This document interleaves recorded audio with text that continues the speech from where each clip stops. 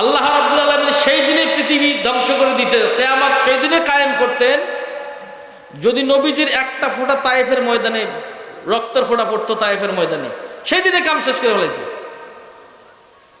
আমাদের কপালটা ভালো, তায়েফবাসীর কপাল ভালো, নবীজির সমস্ত রক্ত মোবারক, নবীজির জুতা মোবারক, চটি মোবারকের ভিতরে জমট লেগেছিল। সুবহানাল্লাহ বাড়িতে কইতেন না? জোরে কমেন সুবহানাল্লাহ।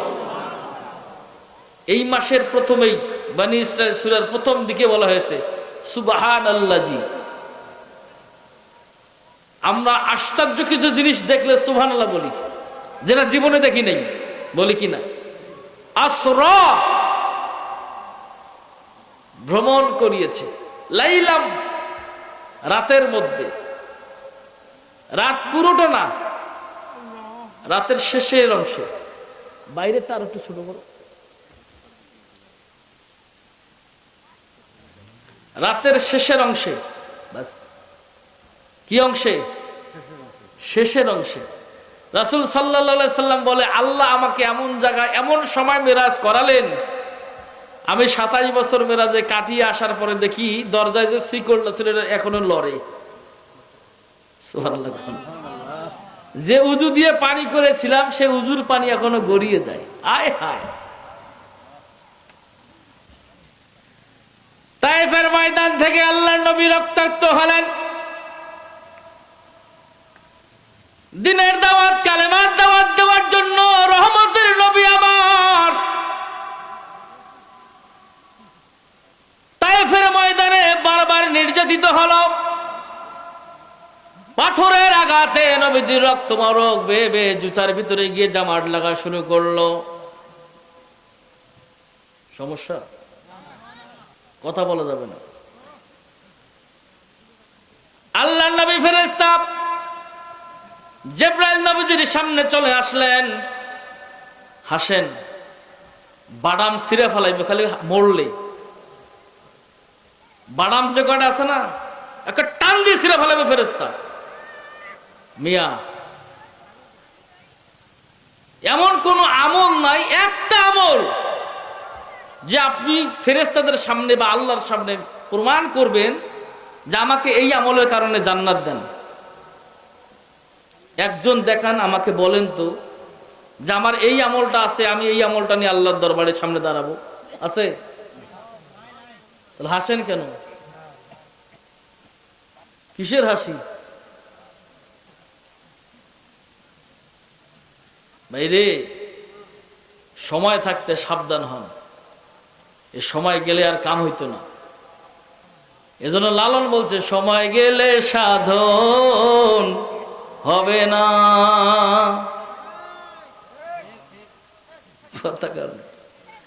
এ লোকের বয়স যখন আমার মতো ছিল, হাই রে দাবর, দৌড়া দৌড়ি, পাকড়া পাকড়ি, কি কর? আর এখন জমি কেনে না। এখন কি অবস্থা? জেনে বসে হেনে কাইত। এজন্য এই রং, এই শক্তি, এই দম, এই পাওয়ার, এই ক্ষমতা থাকবে। রঙ্গরসের দিন ছিল আমার একদিন, 12 ঘন্টা বেলা আমার সন্ধ্যা নামিল, পাখি উড়ে যাওয়ার বুঝি সময় হলো, পাখি উড়ে যাওয়ার বুঝি সময় হলো।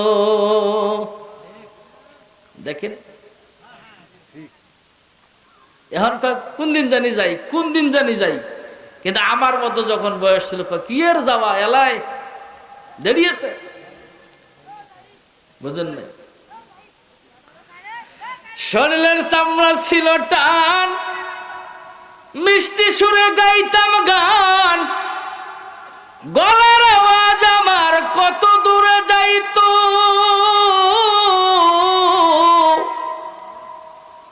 পাখিল মাথার চুল, কথা বলতে করি ভুল, চোখে দেখি গন্ডগোল, দন্ত নড়িল, পাখি উড়ে যাওয়ার বুঝি সময় হলো, পাখি উড়ে যাওয়ার বুঝি সময় হলো। হিসাব করবেন। খালি অন্ধের মতো চলাফেরা করলে হবে না, হিসাব করে চলতে হবে। তায়েফের ময়দানে নবীজি আঘাতপ্রাপ্ত হওয়ার পরে নিজ হুজরা শরীফে এসে নবীজির মনটা বড় বেজার। আল্লাহর নবী মন বেজার নিয়ে চলাফেরা করে দুনিয়ার জমিনে, আল্লাহর ভালো লাগে না। কারণ বন্ধু হয়ে বন্ধুর মন বেজার দেখলে ভালো লাগার কথা নাকি? কথা কোন জোরে বলে। আল্লাহ সিদ্ধান্ত নিলেন, জিবরাইল রে আমার নবীর কাছে যাও, আমার নবীর মনটা বড় বেজার, মন বড় বেজার, মন বড় বেজার। আমি আমার নবীর মন বেজার দেখতে চাই না, আমার নবী খুশি থাকবে, কারণ সে তো আমি আল্লাহর হাবিব। আমার নবী, আপনার নবী আল্লাহর হাবিব কিনা? মুসা ছিল কালিমুল্লাহ, আদম সাফিউল্লাহ, ঈসা রুহুল্লাহ, কিন্তু আপনার আমার নবী হচ্ছেন আল্লাহ পাকের হাবিবুল্লাহ। কথা কোন না কেন? আল্লাহ পাক বলেন, জিবরাইল রে দেরি করিস না, আমার নবীর কাছে যা, আমার নবীরে নিয়ে আয়। নবীরে নিয়ে আসবি, সাতম আসমান পাড়ি দিয়ে আমার আরশ মহল্লায় নবীকে দাওয়াত দিলাম, নবীকে নিয়ে সোজা আমার কাছে চলে আসবি। জিবরাইল চলে আসলেন নবীজির কাছে। রেওয়াদের ভিতরে দেখলাম আল্লাহর পয়গাম্বার উম্মে হানির ঘরে শায়িত। ফেরেশতা জিবরাইল বলে, দরজা দেওয়া, দরজায় আঘাত করলে নবীজির আরামের ব্যাঘাত ঘটতে পারে। আল্লাহ বলছে, জিবরাইল রে, আয়াত নাযিল করার পূর্বে আমি সুবহান এই শব্দ ব্যবহার করেছি, এটা আশ্চর্য ঘটনা। দরজা খুলে যদি আমার নবীকে নিয়ে আসে, এটা সাধারণ হয়ে যায়। এমন কিছু কার্যকলাপ করো যেই কার্যকলাপটা ইতিপূর্বে কেউ কখনো শোনে নাই। ফেরেশতা জিবরাইল আসমানের দিকে তাকায় বলে, আল্লাহ কি করব? কয়েকটু উপরে যা, ছাদ ভেদ করে ভিতরে প্রবেশ কর। ওলামা একরাম বলে, রহমতের নবী আরাম করতেছে, ঘুমায় আছে, বিশ্রাম নিচ্ছে। আল্লাহর ফেরেশতা জিবরাইল ছাদটা একটু আলগা করে দিয়ে ছাদ ফুটা করে রহমতের নবীর কদম মোবারকের সামনে ফেরেশতা জিবরাইল দাঁড়ায় গেলেন। ওলামা একরাম বলে, কেউ কেউ বলে নবীজির কদম মোবারকের মধ্যে ফেরেশতা জিবরাইল তার নূরের পাখনা দিয়ে আঘাত করেছে। কেউ কেউ বলে রহমতের নবীর কদম মোবারক ফেরেশতা জিবরাইল তার জবান মোবারক দিয়ে আস্তে আস্তে চুমু দিয়েছে। কেউ কেউ বলে ফেরেশতা জিবরাইল তার জিহ্বা দিয়ে নবীজির কদম মোবারকে চুমু খেয়েছে। এরকম অনেক রেওয়াত রয়েছে। তবে যত রেওয়াতে থাক না কেন, আপনার আমার নবী অন্য অন্য নবীর চাইতে সাধারণ না। আপনার আমার নবী অন্য অন্য নবীজির চাইতে সব চাইতে অসাধারণ। কথা বলেন, কথা ঠিক কিনা? আমাদের নবীর সঙ্গে অন্য কোন নবীর তুলনা জোরে বলেন হয় না। কারণ আপনি আমি আমরা জানি আসমানি কিতাব 104 খানা, কি বলে 4 খানা প্রসিদ্ধ কিতাব। তার ভিতরে শ্রেষ্ঠতম কিতাব হচ্ছে কুরআনুল কারীম। তাওরাত যখন এসেছে জবুরের আইন শেষ, জবুর যখন এসেছে ইনজিলের আইন শেষ। কুরআনুল কারীম যখন আমার নবীর উপরে নাজিল হলো, নবী যখন পৃথিবীতে আগমন করলেন, যত কিতাব ছিল সমস্ত কিতাবের আইন বন্ধ হয়ে কুরআনুল কারীমের আইন বন্ধ তো হবে না, কিয়ামতের পূর্ব মুহূর্ত পর্যন্ত এই কুরআনুল কারীমের আইন বলবৎ রেখেছে আল্লাহ একমাত্র তার হাবিবের ইজ্জতের খাতিরে। কথা বলেন, কথা ঠিক কিনা? সেই নবী পেয়েছি আমরা, অথচ এই নবীকে নিয়ে টিটকারি করার মানুষ দেশে অভাব নাই। বুঝেন নাই? বুঝি কিছু কিছু আলেম আছে দাড়ি টুপি চেহারা শুরুতে খুবই সুন্দর, কিন্তু নবীজির নাম নেওয়ার সঙ্গে সঙ্গে বলে জনাবে মুহাম্মদ। কি বলে? এই কথাটা আমাকে খুব কষ্ট দেয়, আমি খুব কষ্ট পাই। নবীর নামের সামনে যখন জনাবে মুহাম্মাদুর রাসূলুল্লাহ বলে, এটা আমার কাছে খুবই খারাপ লাগে, কারণ আল্লাহ পাক তার হাবিবকে কখনো জনাব শব্দ ব্যবহার করে নেই। কত আদর করে কোরআনে আল্লাহ পাক তার হাবিবকে ডেকেছে। নবী আমার ঘুমাইয়া আছে, এখন হাবিবকে ডাকবে, আল্লাহ পাক আয়াত নাযিল করেন, ইয়া আইয়ুহাল মুজাম্মিল, হে কম্বল আবৃতওয়ালা নবী ওঠেন, কুমিল লাইলা ইল্লা কলিলা, ইয়া আইয়ুহাল মুদাসসির ইয়াসিন। কত সুন্দর করে আল্লাহ ডাকে। আর আমাদের দেশে কিছু গর্দভ মার্কা বেয়াদব, কিছু আলেম মুফাসসির দাবি করা কিছু পাগল ছাগল বাংলায় তৈরি হয়েছে, নবীর নাম নেওয়ার সঙ্গে সঙ্গে জনাবে মুহাম্মদ। এরকম ছাগল পাগল দেশে আছে না নাই? এখানে দেখেন, এই যে এখানে দেখেন, প্রধান অতিথি জনাব মোহাম্মদ মনারুল ইসলাম। কি মোহাম্মদ? বেজার হচ্ছেন? বেজা বলছেন না? আপনারা আছেন কি? মুরব্বী দাঁড়াইছে, সমস্যা? মামুর বেটা বসে পড়ো। কি কয়? 1 নম্বর? ও, ভালো লাগছে, মারহাবা বলে, ভালো লাগছে, দাঁড়াই শুনবো। ঠিক আছে, ঠিক আছে। এই জনাব শব্দটা আমার নবীর পক্ষে বললে, নবীর সামনে বললে, এটা আমার হৃদয়ে খুব ব্যথা লাগে, কষ্ট হয়, বলতে পারি না সামাজিকতার কারণে, তারপরও মাঝে মাঝে বলি। আপনারা কি মনে করেন জনাব বলে কাকে খুশি করতে চাচ্ছেন? কাকে কি বোঝাতে চাচ্ছেন? শোনেন, যদি আমার নবী আপনার উপর রাজি এবং খুশি না হয়, আল্লাহ আপনার উপর রাজি খুশি হবে না। লেখে নেন, মাইকের আওয়াজ যত দূরে যাচ্ছে, যত ওলামা আপনার উপরে খুশি না হয়, আল্লাহ আপনার উপরে রাজি খুশি হবে না। ঠিক কিনা বলেন?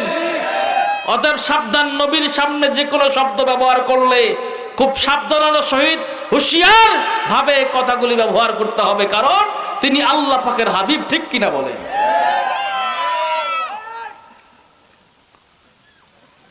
আমার ভাইয়েরা, গভীর মনোযোগ। ফেরেশতা জিবরাইল বলে, আমি নবীজির কদম মোবারকে আস্তে আস্তে করে আমার মুখ লাগাই দিয়া নবীজির কদম মোবারকে যখন আমি টাচ করতেছিলাম, রহমতের নবীর আরামটা ভেঙে গেল। নবীজির চোখ মোবারক খুলে আমার দিকে তাকিয়ে রইলেন। ইয়া কি জিবরাইল, আপনি আপনার মুখ, আপনি তো নূরের ফেরেশতা, আপনি আপনার মুখ আমার কদম মোবারকে কেন লাগালেন? বলছে, হুজুর,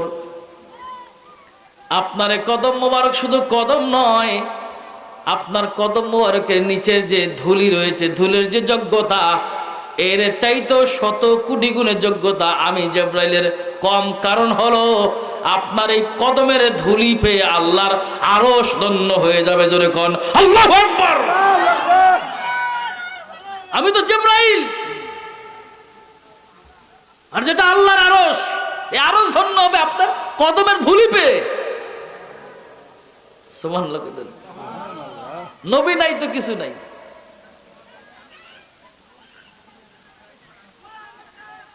হের মাহুর বেটা, এলাকার লোক একটু ভালো মজা করে, পোলাপানো তো ভালো নাকি, বলুক না, অভ্যাস হোক। কি কন? মারাবা বলেন, সবাই ভালো, বাইজিদ কাদরিও ভালো, লাকু কাদরিও ভালো। আমাদের টার্গেট হচ্ছে আলোচনা করে মানুষকে শোনানো কোরআন সুন্নাহর। হ্যাঁ, ওরস শরীফ, হ্যাঁ কি করবো না করবো তার ব্যাপার, কিন্তু টার্গেট কি? কোরআন সুন্নাহ থেকে কিছু কথা মানুষের সামনে উপস্থাপন করা। হ্যাঁ করলো ভালো, ওই করলো, কোনো সমস্যা কি? হ্যাঁ, আমাদের সমস্যা কি? আমরা বক্তা মানুষ বলবো, আপনারা শুনবেন। সম্মানিত ভাইরা, এই মেরাজ আল্লাহ পাক যে ঘটিয়েছেন, মেরাজ আল্লাহ পাক নবীকে করিয়েছেন একমাত্র নবীজির ইজ্জত মর্যাদা, নবীজির শান বোঝানোর কারণেই। সুবহানাল্লাহ বলেন। তায়েফের ময়দানে নবীজি আঘাতপ্রাপ্ত হওয়ার পরে যে মনটা খারাপ হয়েছে, আল্লাহ তার হাবিবকে মেরাজে নিয়ে যেয়ে তার মনটা ভালো করে দিয়েছে। বুঝবেন কথাগুলো। ফেরেশতা জিবরাইল বলছে, হুজুর আপনি এখন ওঠেন, রওনা করা লাগবে। আল্লাহ পাক দাওয়াত দিয়েছে আপনাকে আরশে আজিমে। একরাম বলে আল্লাহর নবী রওনা করবে। ফেরেশতা জিবরাইল নবীকে নিয়ে সামনে অগ্রসর হলেন। যাইতে যাইতে বাইতুল্লাহ অর্থাৎ আল্লাহর ঘর, এই আল্লাহর ঘরের উত্তর দিকে হাতিমে কাবা নামে একটা জায়গা আছে। হাজী সাহেবটা জিজ্ঞেস করেন কি কাবা? হাতেম, হাতেমে কাবা। এই হাতেমে কাবার পাশে স্বর্ণ দিয়ে ড্রেন বানাইছে।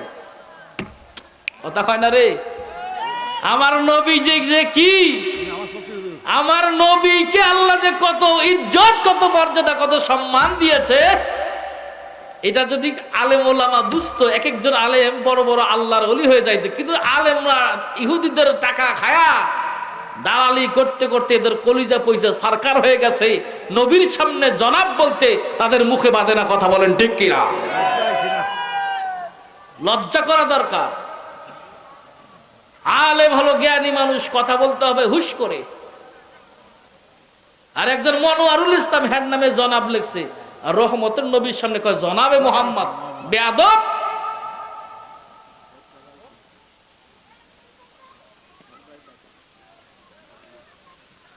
হাতিমে কাবার সামনে নবীকে নিয়ে গেলেন। হুজুর আপনি নামেন।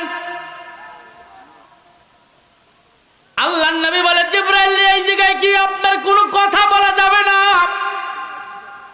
ও নবী, আপনি শুধু অপলক দৃষ্টিতে তাকায় থাকেন। আল্লাহর পয়গম্বর বলে আমারে ইনজেকশন দিয়ে অজ্ঞান করা লাগে নাই। আমি তাকায় তাকায় দেখতেছি ফেরেশতা জিবরাইল জান্নাতি একটা বাটির ভিতরে, বাটিটা ছিল স্বর্ণের বাটি, জান্নাত থেকে নিয়ে এসেছে। আল্লাহু আকবার বলে। কি থেকে? আরে মামুর বেটা কয় জনাব। ওর সাবাই খাইলো মনে কর মাথা ঠান্ডা হয় না। লেখাপড়া করছে না কি করছে আল্লাহ ভালো জানে। এরপর থেকে কোন আলেম নবীকে জনাব ব্যবহার করলে চাবা খুলে ফেলাবে, তাবর দিয়া এক খাপড়ে চাবা খুলে ফেলে দিবেন। আল্লাহ দিছে সম্মান, তোমার দিতে বাজে কোথায়? এ কথা কয় না কেন? যেই নবীকে আল্লাহ সম্মান দিল, সেই নবীকে তোমার সম্মান দিতে কলিজা লাগে কোথায়? তোমার সমস্যা কি? বুঝবেন? হ্যাঁ হয় কি রে? আল্লাহ নবী বলে আমি তাকায় দেখি স্বর্ণের একটা বাটি নিয়ে আসছে, বড় সড়ো। বাটির ভিতরে যে পানিগুলি আসছে এগুলি পানি না, এগুলি সবগুলো নূর। আরো জোরে, আরো জোরে। সমস্ত বাটিতে নূর দেখা যায়, সবগুলো নূর। এই বাটি থেকে আল্লাহর ফেরেশতা জিবরাইল একটা চাকু বের করলেন। চাকু বের করে আমার এই নল ডুংরিটার ভিতরে চাকুরে ঢুকে একটা টান মারলেন। আমি নবী বসেই আছি। টান মেরে বুকটার দুই পার ধরে টান দিলেন। বুকটা আস্তে করে ফাঁক হয়ে গেল। আমার এই কাল্পটা বের করে ওই নূরের ভিতরে চুবাইলেন। সুবহানাল্লাহ, আল্লাহু আকবার বলেন। কি নবী পাইছি আমরা, আর আমরা কি নবীর উম্মত হয়ে কি করতেছি? ওলামায়ে কেরাম, দুনিয়াতে হায়াত, শক্তি, টাকা পয়সা, রক্তের গরম, দলের গরম সব দেখায়া চলতে পারবা। নিঃশ্বাস বন্ধ হওয়ার সাথে চকলেটের মতো মোড়ায়া যখন তোমার এই কবরে ফালাই দিবে, বিসমিল্লাহি ওয়া আলা মিল্লাতে রাসূলুল্লাহ বলবে, রে মামুর বেটা, দুনিয়াতে নবীকে সম্মান না করলে কবরে গিয়া আমার নবীকে পাওয়া না। আর আমার নবীকে না পাইলে তোর এহ কালো শেষ, পরকালো শেষ। আপনারা এতদিন শুনেছেন কবরে প্রশ্ন হবে কয়টা? জোরে কোন? আমি বললাম কবরে প্রশ্ন হবে মাত্র একটা। এখন কোন ওলামা একরাম চ্যালেঞ্জ করতে তাহলে আমার সঙ্গে চ্যালেঞ্জ করেন। আসেন, কত বড় তাফসীর কারক হয়েছেন, আসেন সামনে কথা বলি। কত কিতাব পড়েছেন, সামনে আসেন। কবরে প্রশ্ন হবে মাত্র একটা, মান হাজা রাজুলুন। কয়টা? কথা কয় না। একটা প্রশ্ন হবে, মান হাজা রাজুলুন, আপনি এনাকে চেনেন কিনা? তাফসীর কারকগণ বলেন নবীকে দেখায় দেওয়া বলবে যে আপনি এনাকে চেনেন কিনা। যদি দুনিয়াতে নবীর সঙ্গে আপনার মহব্বত, কানেক্টিভিটি, প্রেম, ভালোবাসা ভালো থাকে, তাহলে আপনি বলবেন হাযা ইয়া রাসূলুল্লাহ সাল্লাল্লাহু আলাইহি ওয়াসাল্লাম, জোরে কোন সুবহানাল্লাহ। যখন আপনি সাক্ষ্য দিবেন হাযা ইয়া রাসূলুল্লাহ, ফেরেশতা বলবেন নিমকা নিমাতুল আরুস, তোমার এই কবরকে জান্নাতের বাগান করে দেওয়া হলো, জোরে কোন সুবহানাল্লাহ।